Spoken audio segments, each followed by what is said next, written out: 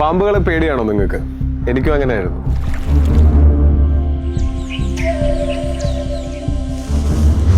പക്ഷേ കേരളത്തിൽ കഴിഞ്ഞ 4 വർഷത്തിനിടയ്ക്ക് പാമ്പ് കടിയേറ്റുള്ള മരണം 4-1 കുറഞ്ഞിരിക്കുന്നു. അതിനൊരു കാരണമുണ്ട്.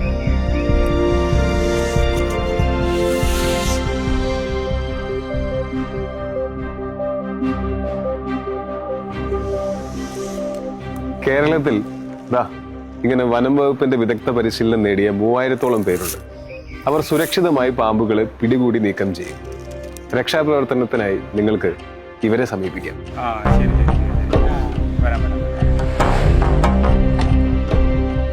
വനം വകുപ്പിന്റെ സർപ്പ മൊബൈൽ ആപ്ലിക്കേഷനിലൂടെ നിങ്ങൾക്ക് ഇവരുടെ സേവനം ഏത് സമയവും ഉപയോഗപ്പെടുത്താം. ഇനി പാമ്പ് എന്ന പേടി വേണ്ട, സർപ്പയുണ്ടല്ലോ.